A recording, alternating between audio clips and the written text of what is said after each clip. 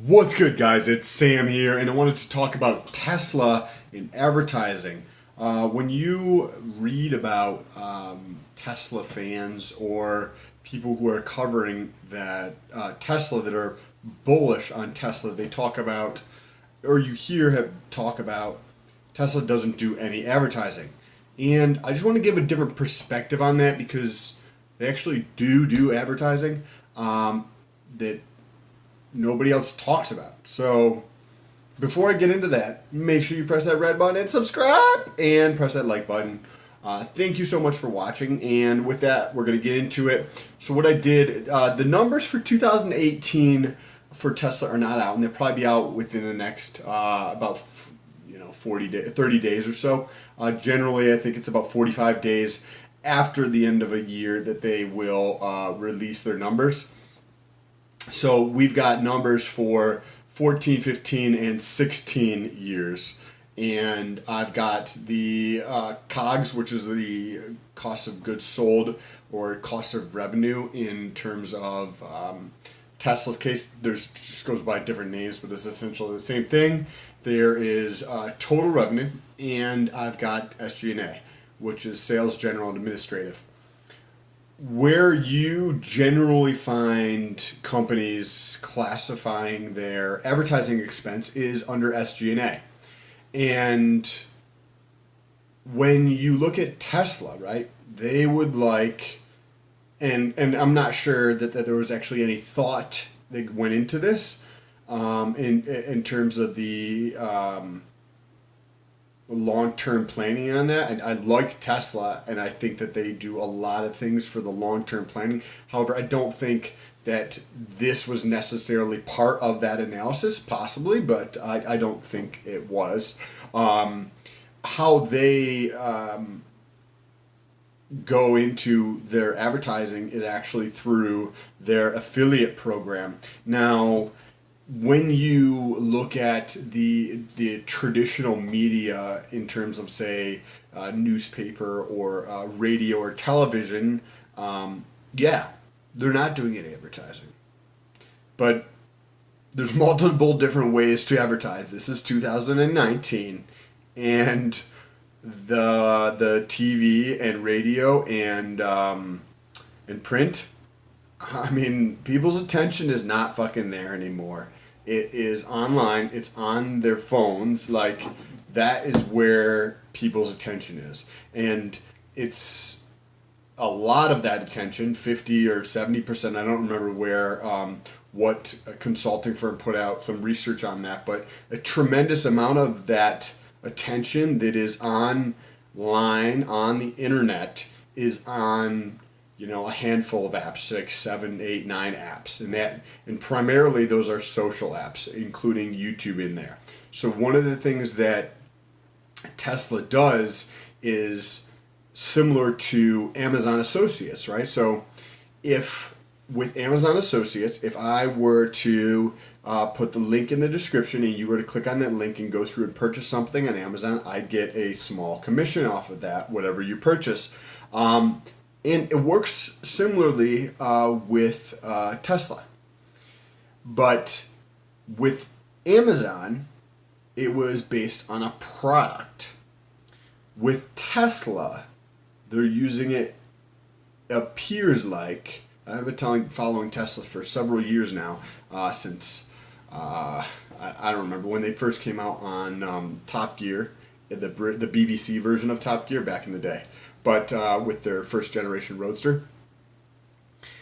When you build brand versus when you sell, there's like, selling is kind of like if you know game theory, selling is like a one-shot type of thing. Yes, you could potentially build brand through selling to a very small degree, in my opinion, where brand is more of a perpetuity play. Brand you can play on for a long time. Brand is something that's going to last for a much longer time.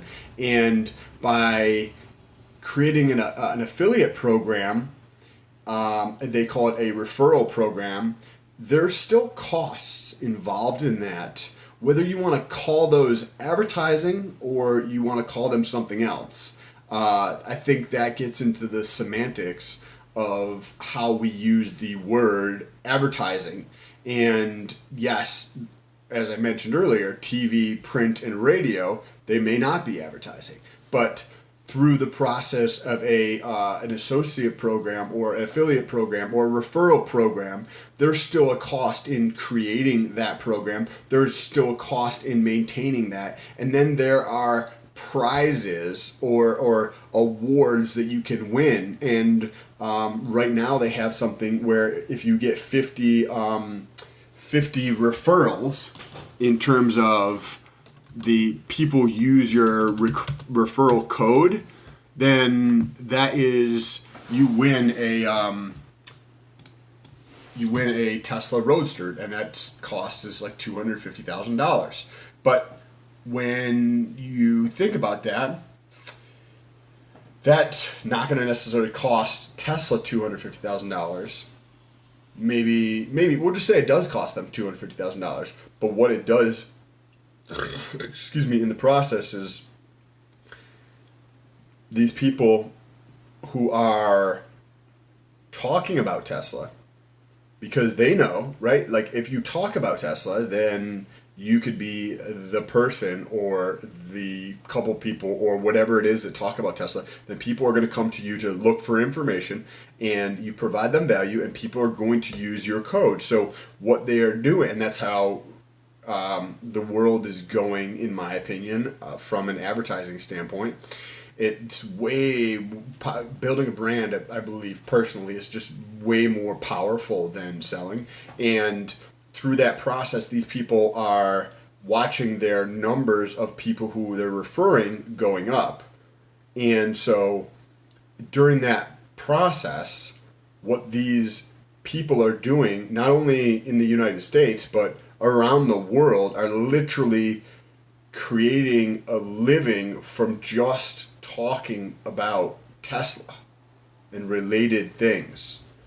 So what this does for Tesla is it creates a brand, and it brings more value to the brand. And brand, as I mentioned earlier, is in perpetuity. Like if Nike goes out of business from a financial standpoint, right? Like they don't have, their costs keep rising faster than their revenue, and at some point they start losing money and they go out of business, right? Nike could still use their brand to make money. Somebody would be willing to purchase that because they know that there's a value, there's a nostalgic value from people who have worn Nike, who have seen it on basketball players, who've seen it in magazines, who've seen the swoosh, who've seen the Just Do It. Like, there's a value to Nike's brand, whereas if some no-name fucking shoe brand you can find in Target or Walmart or whatever type of department store is near you goes out of business, that's it. They just go out of business. Where if you have a brand, you can play on that brand for quite a long time. And through that process, Tesla is advertising, in my opinion, and there's a clear cost to it, because if you create a referral program, as they like to call it, or a advertising program, there's a cost. Like, it takes somebody or multiple people or a team of people to create and think about how best to structure this program. And if you follow Tesla closely, you know that their program is generally speaking is in a state of flux. Like, it's changing every month or few months or so in terms of how they want to incent people to do things. So there is definitely a cost, both in terms of the explicit side of it and the implicit, in terms of, well, first of all, from the explicit side, you have the labor cost of whoever it is that you're hiring to put together this program. you have all the explicit costs associated with that labor in terms of the medical and insurance, etc. The building that they sit in, the computer, the electrical, the lighting, etc., etc., etc. You also have the cost of the actual vehicle, right? Like if they're going to give away a second generation Roadster valued at $250,000. Yes, that may be on the high side for Tesla. Maybe if it's $150,000 to be conservative, right? That it actually costs to make that vehicle. Whatever number you want to pick, there's still a cost to that. And they have these different perks that come along with it, whether it's giving away supercharging, whether it is giving away some other thing, or giving away trips to the Gigafactory or to different unveiling events, or etc., etc. There's a cost to all this stuff. You know what I mean? And there's the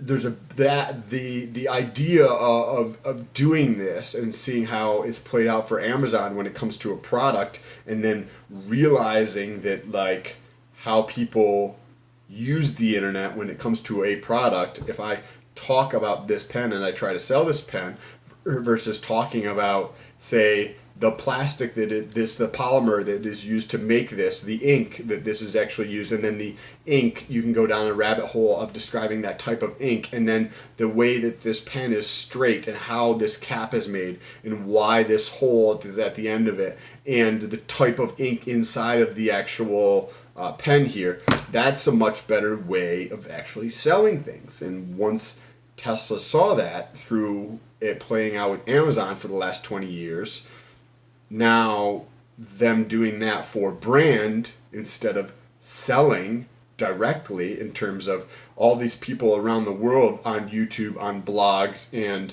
other places talking about Tesla, not from the standpoint of the actual product like this, but the actual brand.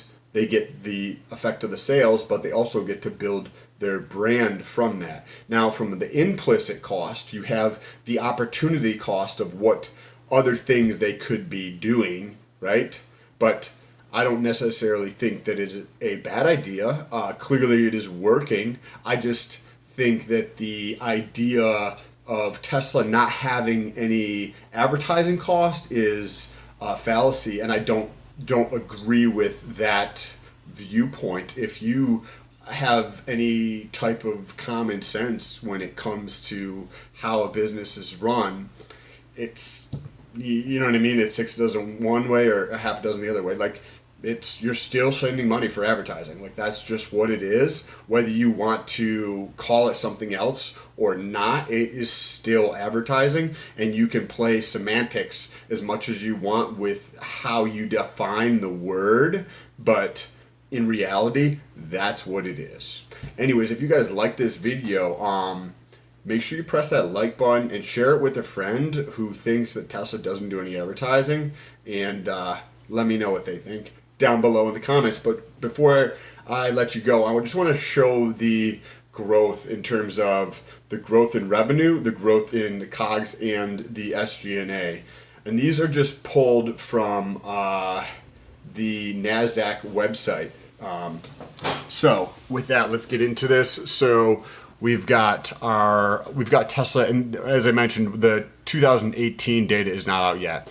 So as you can see here, the total revenue is growing substantially year over year at 26%, and it's actually accelerated from 15 to 16, from 26.5 to 73, and then just below 70 in 2017. And 2018 was an amazing year. So this is this is going to be pretty interesting. I don't know what it is for 2018, but this is, I believe, is going to be even higher for 2018. And if you look at your costs are going to go, generally speaking, they're going to be very highly correlated with your total revenue. But you'll see here that your costs are growing faster right? In 2000, from 14 to 15, the costs grew faster than revenue. So these are the things you just want to keep an eye out for. Not saying it's an issue at all, just saying these are some things you want to keep an eye out. From 15 to 16, the sales grew at 73% and the costs grew at 73% roughly. You know what I mean? This is slightly faster than this. That's what you want to see. You want to see sales growing faster than the costs associated with it, because that means that things are getting maybe more efficient, or the way that you're operating your business in terms of whether you're producing something is just being more effective and efficient during that process. Now from 16 to 17, you can see that, and the cost does not include SG&A. Right? So this is just, if you look at this, it is just the cost. It is not the SG&A. That is completely separate. From 2016 to 2017, we have, a 78% increase in the total revenue, and we have a 76.5% increase in the costs associated with that revenue. So the costs were growing at, from 14 to 15, they grew faster than they did the total revenue, and then from 16 to 17 they also grew faster at actually a decent clip. Almost 10% faster. Now we come down to SG&A, which is part of where the advertising more than likely is classified on the income statement, and you get to see the SG&A, which is just the sales, general, and administrative.